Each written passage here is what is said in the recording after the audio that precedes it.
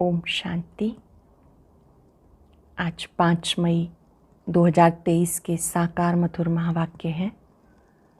आज की मधुर मुरली में बाबा हम सबको याद दिला रहे हैं कि इस कलयुग रूपी पर्वत को उठाने के लिए आप बच्चों को पवित्रता का सहयोग देना है।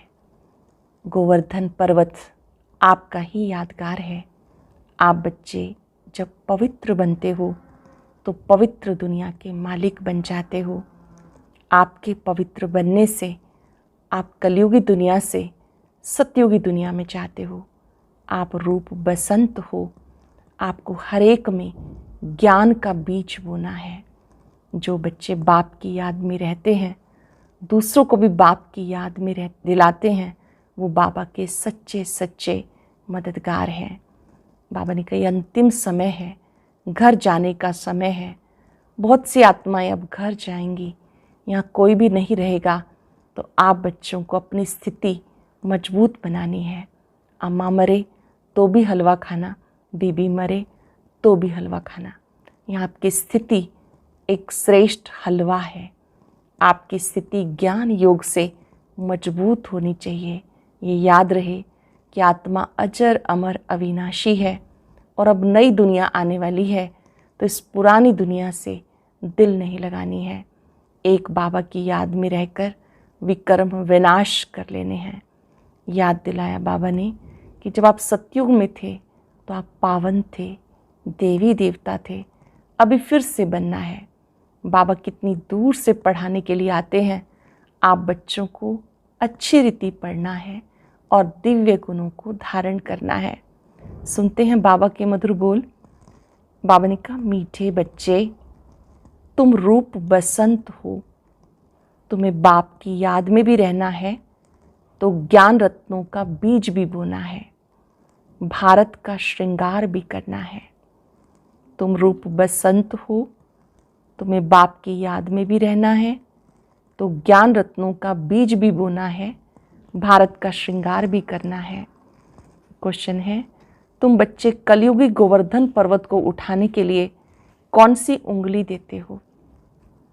तुम बच्चे कलयुगी गोवर्धन पर्वत को उठाने के लिए कौन सी उंगली देते हो? पवित्रता की। पवित्रता की प्रतिज्ञा करना ही जैसे उंगली देना है।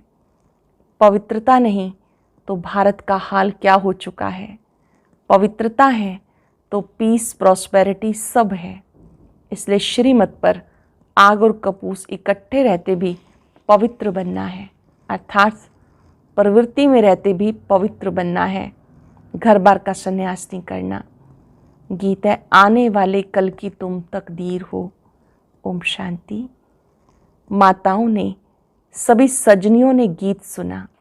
बच्चे जानते इस भारत की तकदीर में लकीर लगी हुई है। किस द्वारा लकीर लगी है? 5 विकारों रूपी रावण द्वारा। अब फिर तुम बच्चे भारत की तकदीर बना रहे हो।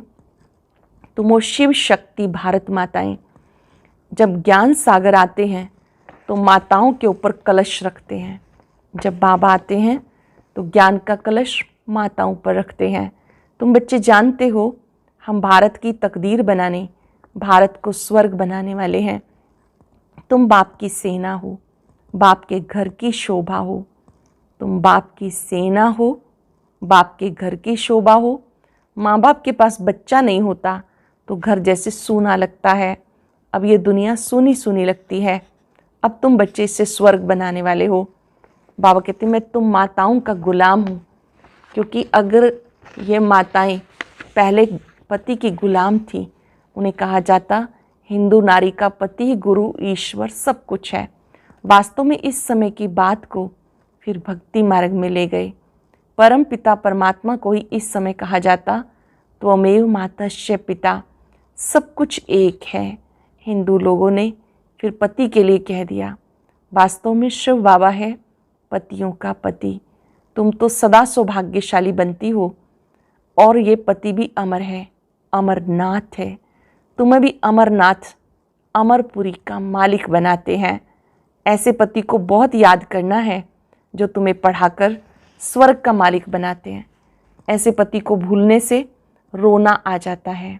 बाबा कहते क्या तुम्हारा साजन मर गया जो तुम रोती हो? तुम्हें सदैव हर्षित मुख रहना है। देवताओं का मुखड़ा सदा हर्षित रहता है, मनुष्य देखने से खुश होते हैं। देवताओं ने ये खुशी कहाँ से लाई? देवी देवताओं को सदा हर्षित मुख दिखाते हैं। देवी देवताओं ने ये खुशी कहाँ से लाई? संगम पर बाबा ने ऐसा हर्षित मुख, खुश मिजाज बनाया। अभी पुरुषार्थ करना है, तभी तो अविनाशी बनेंगे। बाबा कहते रोने की बात नहीं, वहाँ ऐसा सलोना साजन मिला जिससे स्वर्ग के महाराजा महारानी बनते हो। तुम श्रीमत पर कदम कदम चलते रहो। तुम जो वर्षन सुनते हो, एक एक वर्षन लाखों रुपए का है। वह विद्वान लोग गीता वेदांत आदि सुनाते, कहते एक एक वर्षन लाखों रुपए का है, परंतु ऐसा तो है नहीं। तुम हर एक रूप बसंत हो। आत्मा रूप है ना, बाप भी है रूप, फिर उसको ज्ञान सागर कहा जाता। ज्ञान की वर्षा कराने वाला है। स्थूल पानी की बात नहीं, इसको तो ज्ञान रत्न कहा जाता। हर एक को ये ज्ञान रत्नों का बीज बोना है। मनुष्यों को समझाना चाहिए, तुम आत्मा हो, ये तुम्हारा शरीर है। तुम कहते हो पाप आत्मा, पुण्य आत्मा। पाप परमात्मा, पुण्य परमात्मा नहीं कहते हो। इससे सिद्ध है कि परमात्मा सर्वव्यापक नहीं, माया पाप आत्मा बनाती है, बाप पुण्य आत्मा बनाते हैं। माया पाप आत्मा बनाती, बाप पुण्य आत्मा बनाते। पुण्य आत्माओं की दुनिया को स्वर्ग, पाप आत्माओं की दुनिया को नरक कहा जाता। सबको पावन बनाने वाला सदगति दाता एक बाप है। तो तुम बच्चे इस बेहद के घर के श्रृंगार हो। तुम्हें भारत का श्रृंगार करना है। बैकुंठ को वंडर ऑफ द वर्ल्ड कहा जाता। मनुष्य 7 जिस्मानी वंडर दिखाते, वो तो है मनुष्यों के बनाए हुए। वास्तव में वंडर ऑफ द वर्ल्ड है बैकुंठ, जहाँ सब आत्माएं सदा सुखी रहती हैं। गाते भी हैं फलाना स्वर्गवासी हुआ, परंतु जब तक बाप ना आए तब तक वहाँ कोई जा नहीं सकता। अब तुम बच्चे जानते हो हम बैकुंठ में जाते हैं। वह जिस्मानी वंडर आँखों के देखने के हैं। तुमको तो बैकुंठ में जाकर अथाह सुख भोगना है, वहाँ रोने की बात नहीं। बाबा कहते तुम परम पिता परमात्मा की सजनी क्यों रोती हो? शायद साजन को भूल जाती हो। साजन को भूल जाना माना उससे विदाई लेना। सदा उनको याद करते रहो तो रोने की बात ही नहीं। याद करते रहो तो रोने की कोई बात नहीं। बाकी किसका संबंधी आदि मरता है तो रोते हैं। अब तुम जीते जी छुट्टी लेते हो। सबसे छुट्टी ले रो रो कर फिर सदा के लिए हंस पड़ते हो, क्योंकि बैकुंठ में जाते हो। यहाँ तो रोने की दरकार ही नहीं। अभी हमें जीते जी छुट्टी लेनी है, जीते जी सबसे विदाई लेनी है, खुशी खुशी जाना है। फिर बाबा ने कहा बैकुंठ में चले जाते हो, यहाँ तो रोने की दरकार ही नहीं होती। सत्युग की दुनिया में कभी कोई रोते नहीं। बाबा ने कहा अम्मा मरे तो भी हलवा खाना। कौन सा हलवा? ये ज्ञान का। अब तो सब मरे पड़े हैं, किसका चिंतन करें किसका ना करें, इतने सब मरेंगे। कोई क्रियाक्रम करने वाला भी नहीं रहेगा। जापान में बम से इतने मरे, फिर किसने क्रियाक्रम किया? क्रियाक्रम करने वाले भी मर जाएंगे। ये तो भक्ति मार्ग की रस्म रिवाज है। सत्युग में ऐसी बातें होती नहीं, वहाँ तो अथाह सुख है। मोहजित राजा की कहानी भी वहाँ की है। तुमने जन्म जन्मांतर ये कथा सुनी। अब बाबा कहते जो कुछ सुना वो पहले भूल जाओ। पहले बहुत कुछ सुना वो भूल जाओ। अब सब कुछ बाप से सुनो। Hear no evil, see no evil, talk no evil. उन्होंने बंदरों की शक्ल का एक खिलौना बनाया। Talk no evil, see no evil, ऐसा खिलौना बना हुआ है। आँखों पे हाथ रखा हुआ है, बुरा मत देखो। कानों पे हाथ है, बुरा मत सुनो। मुख पर है, बुरा मत बोलो। बाबा ने साथ में ऐड किया, बुरा मत सोचो, बुरा मत करो। Think no evil, do no evil. क्योंकि इस समय मनुष्य बंदर से भी बदतर हैं। जो सुनाओ सत सत करते रहते हैं। बाबा कहते बच्चे ग्लानि की बातें मत सुनो। मैं कल्प के संगम युग पे आता हूँ। बाप को तो जरूर आना ही है, तभी तो नॉलेज दे। मनुष्य कहते ऋषि मुनि आदि त्रिकालदर्शी थे। बाबा कहते बिल्कुल नहीं।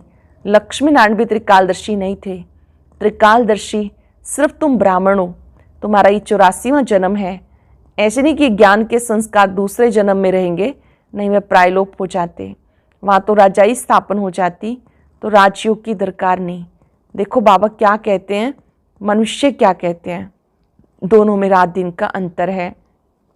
मनुष्य कहते परमात्मा सर्वव्यापी है, बाबा कहते नहीं। मनुष्य कहते कलयुग क्या आयु 40,000 वर्ष पड़ी है, बाबा कहते नहीं। कितने गपोड़े सुनाए, घोर अंधियारा कर दिया। बाबा कहते मीठे बच्चे बहुत मीठे बनो, मीठा बाप कहते हैं मीठे बनो। तुम ईश्वरीय दरबार के ईश्वर के बच्चे हो, तुम्हारा फर्ज है योग लगाना। गोवर्धन पर्वत पर जाएंगे तो वहाँ उंगली दिखाई है, पर्वत की कितनी पूजा होती है। भारत जब गोल्डन एज बन जाता है तो उसकी पूजा नहीं होती।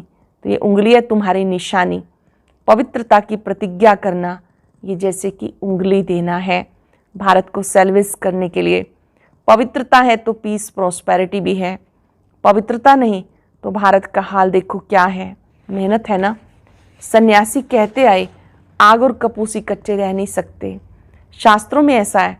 परंतु तुम सन्यासियों को भी कह सकते हो कि हम कैसे आग कपूस इकट्ठे रहते पवित्र रहते हैं। सन्यासियों को श्रीमत थोड़ा ही मिलती है, हम तो बाप की श्रीमत पर चलते हैं। उनको मिलती है शंकराचार्य की मत, ये है शिवाचार्य की मत। तुम शिवाचार्य के बच्चे हो, ये कोई नहीं जानते। शिव स्वयं हमारे आचार्य हैं, सत्य गुरु हैं। कहते परमात्मा ज्ञान का सागर है, तो आचार्य हुआ ना, वे शंकराचार्य है।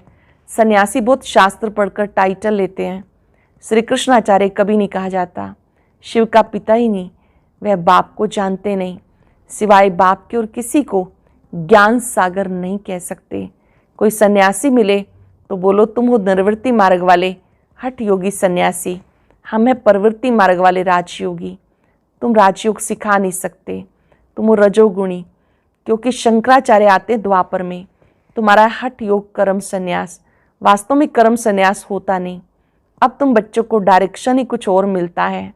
मनुष्य चाहते शांति में रहे, बोलो अच्छा अपने को इन ऑर्गन से डिटैच कर दो।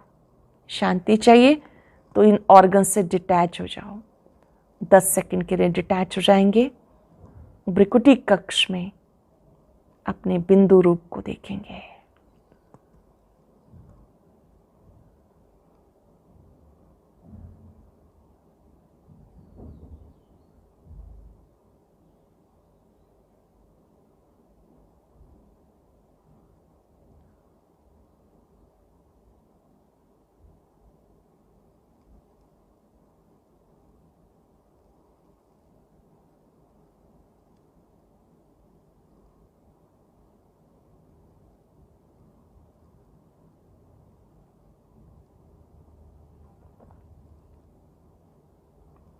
बाबा ने कहा शांति चाहिए तो इन ऑर्गन से डिटैच हो जाओ, परंतु सिर्फ डिटैच करने से फ़ायदा नहीं होगा।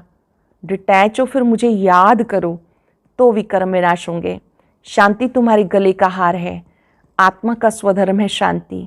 हम आत्माएं मूल वतन में साइलेंस में रहती हैं, फिर सूक्ष्म वतन में है मूवी, वह है टाकी स्थूल वतन। तुम बच्चों ने साक्षात्कार किया, बाबा ने जास्ती देखा है, मम्मा ने तो कुछ नहीं देखा, कभी भी ध्यान में नहीं गई, ज्ञान में कितनी तीखी चली गई। साक्षात्कार ब्रह्मा बाबा ने किए, मम्मा ने तो कोई साक्षात्कार नहीं किया, फिर भी बाबा ने कहा ज्ञान योग बल से कितना आगे चली गई, कभी ध्यान में भी नहीं गई, ज्ञान में कितनी तीखी गई। ये ध्यान की आश भी नहीं रखनी चाहिए। मम्मा देखो बिगर ध्यान के कितना आगे नंबर लेती है।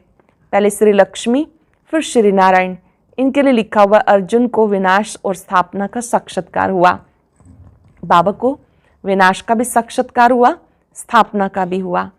महाविनाश को देखकर बाबा का हृदय काफ़ी द्रवित हुआ कि इतना भयंकर विनाश होगा। फिर जब स्वर्ग का देखा तो बाबा को धीरज मिला कि अब ऐसी दुनिया आने वाली है। इस रथ में रथी शिव बाबा बैठ नॉलेज सुनाते हैं। इस रथ को भी नॉलेज उनसे मिलती है। ये खुद भी गीता पढ़ते थे, बहुत कथा करते थे। अब वंडर लगता है शास्त्रों में क्या क्या है। बाबा कहते पढ़ा हुआ सब भूल जाओ, सुनो नहीं, देखते हुए भी नहीं देखो। पढ़ा हुआ सब भूल जाओ, सुनो नहीं, देखते हुए भी नहीं देखो। बस हम तो जाते हैं बाबा के घर स्वीट होम। जब तक गाइड अथवा लिबरेटर ना आए तब तक कोई जा नहीं सकता। पंडा और मुक्तिदाता एक ही बाप है, दुखों से मुक्त कर देते, इसलिए उन्हें गति सदगति दाता कहते हैं। वह मनुष्य सृष्टि का बीज रूप सुप्रीम सोल निराकारी दुनिया है, आत्माओं के रहने का स्थान। ऐसे नहीं कि ब्रह्म परमात्मा है, उसमें आत्माएं लीन हो जाएंगी। कितनी वंडरफुल बातें हैं। तुम्हारा 84 जन्मों का पार्ट है अविनाशी, ये कभी मिट नहीं सकता। सृष्टि अनादि रची हुई है। सत्युग को नई सृष्टि कहा जाता, अब है पुरानी सृष्टि। बाकी सृष्टि कोई विनाश नहीं होती। बाप आते ही हैं पतित सृष्टि को पावन बनाने। सृष्टि तो है ही, 84 जन्म तो जरूर देवताओं के ही होंगे, फिर कम होते जाते। फिर क्रिश्चियन आदि का भी हिसाब निकाल सकते हैं। वास्तव में भारतवासियों की जनसंख्या बहुत होनी चाहिए, परंतु और धर्मों में कन्वर्ट होने के कारण कम हो गए। नाम ही हिंदू रख दिया। बाबा कहते मैं आता ही तब हूँ जब मुझे ब्रह्मा द्वारा देवी देवता धर्म की स्थापना करनी है, शंकर द्वारा विनाश। फिर जो स्थापना करते हैं वही पालना करेंगे। ब्रह्मा द्वारा ही स्थापना होती है, वही आत्मा फिर सतयुग में विष्णु रूप में पालना के निमित्त बनती है। गांधी जी को जिन्होंने मदद की, मेहनत की, आज बहुत सुखी हैं। वहाँ सुखी सब बनेंगे, बाकी पद में फर्क पड़ जाता।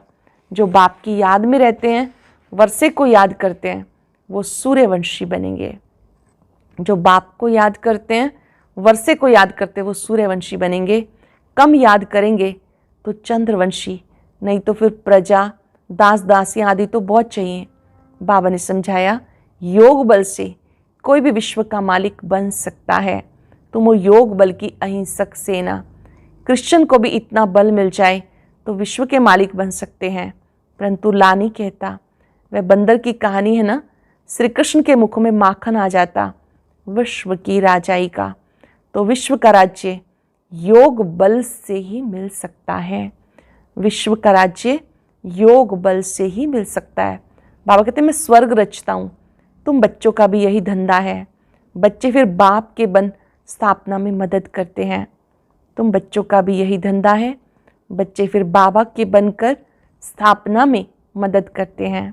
अच्छा, मीठे मीठे सिक्के लदे बच्चों प्रति माता पिता बाप दादा का याद प्यार गुड मॉर्निंग। रूहानी बाप की रूहानी बच्चों को नमस्ते। रूहानी बच्चों की रूहानी बाप दादा को याद प्यार नमस्ते गुड मॉर्निंग। शुक्रिया बाबा, शुक्रिया। धारणा के लिए सार। पहली पॉइंट है सदा हर्षित खुश मिजाज रहना है, कभी भी रोना नहीं। जीते जी सबसे छुट्टी ले लेनी है, किसी का भी चिंतन नहीं करना।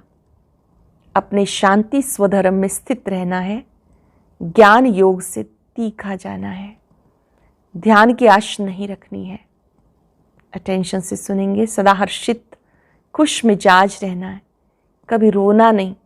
जीते जी सबसे छुट्टी लेनी है, किसी का भी चिंतन नहीं करना। अपने शांति स्वधर्म में स्थित रहना है, ज्ञान और योग से तीखा जाना है, ध्यान की आश नहीं रखनी। वरदान है यथार्थ श्रेष्ठ हैंडलिंग द्वारा सर्व की दुआएं प्राप्त करने वाले सर्व के स्नेही भव। यथार्थ श्रेष्ठ हैंडलिंग द्वारा सबकी दुआएं प्राप्त करने वाले सबके स्नेही भव। जैसे बाप ने किसी भी बच्चे की कमजोरी को नहीं देखा, हिम्मत बढ़ाई कि आप ही मेरे थे और सदा बनेंगे। ऐसे फॉलो फादर करो। हर एक की विशेषता को देखते संबंध संपर्क में आओ तो आत्माओं से स्वतः आत्मिक प्यार इमर्ज होगा। हर एक की विशेषता को देखते संबंध संपर्क में आओ तो आत्माओं से स्वतः आत्मिक प्यार इमर्ज होगा। बाप के साथ साथ सबके स्नेही बन जाएंगे। जहाँ आत्मिक स्नेह है वहाँ सदा सभी द्वारा सद्भावना सहयोग की भावना स्वतः दुआओं के रूप में प्राप्त होती है। जहाँ आत्मिक स्नेह है वहाँ सदा बाप द्वारा सद्भावना सहयोग की भावना स्वतः दुआओं के रूप में प्राप्त होती है। इसको ही रूहानी यथार्थ हैंडलिंग कहा जाता है। सरल शब्दों में जब आप किसी के संबंध संपर्क में आते हैं तो उनके प्रति आत्मिक दृष्टि रखनी है और उनकी जो विशेषताएं हैं उसी से संबंध संपर्क में आना है। तो उससे स्नेह भी रहेगा और उन्हें भी दुआओं का अनुभव होगा। अटेंशन से सुनेंगे। जैसे बाबा ने किसी भी बच्चे की कमज़ोरी को नहीं देखा, हिम्मत बढ़ाई, आप मेरे थे, हैं और सदा रहेंगे। ऐसे फॉलो फादर करो। हर एक की विशेषता को देखते संबंध संपर्क में आओ तो आत्माओं से स्वतः आत्मिक प्यार इमर्ज होगा। बाप के साथ साथ सबके स्नेही बन जाएंगे। जहाँ आत्मिक स्नेह है वहाँ सदा सभी द्वारा सद्भावना, सहयोग की भावना स्वतः दुआओं के रूप में प्राप्त होती है। इसको रूहानी यथार्थ हैंडलिंग कहा जाता है। स्लोगन है, अपने को श्रेष्ठ संकल्पों की एकाग्रता द्वारा अन्य आत्माओं की भटकती हुई बुद्धि को एकाग्र कर देना सच्ची सेवा है। अपने श्रेष्ठ संकल्पों की एकाग्रता द्वारा अन्य आत्माओं की भटकती हुई बुद्धि को एकाग्र कर देना सच्ची सेवा है। आज हम याद रखेंगे, मैं सर्व स्नेही आत्मा हूँ। जैसे बाबा ने सबकी विशेषताओं को देखा, उन विशेषताओं को सम्मान दिया, सबके प्रति आत्मिक दृष्टि रखी। बाबा के ये बोल, आप मेरे थे, हैं, सदा रहेंगे, इन महावाक्यों ने हमें प्रेम की अनुभूति कराई, समीप संबंध की अनुभूति कराई। बाबा ने हमें स्वीकार किया। ऐसे जो आत्माएं हमारे संबंध संपर्क में हैं, उन्हें भी आत्मिक दृष्टि से देखें।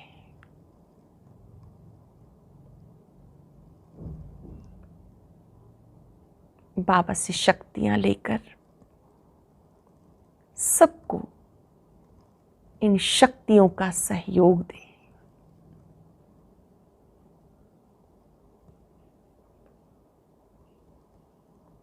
इसी के रिटर्न में दुआएं प्राप्त होती हैं, सबके स्नेही बन जाते हैं।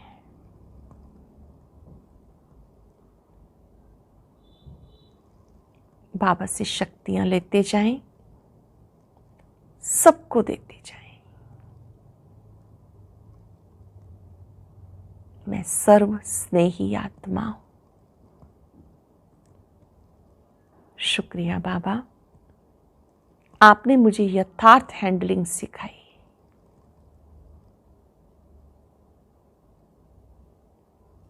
शुक्रिया, शुक्रिया, शुक्रिया। और अब सुनते हैं आज का अव्यक्त ज्ञान मोती।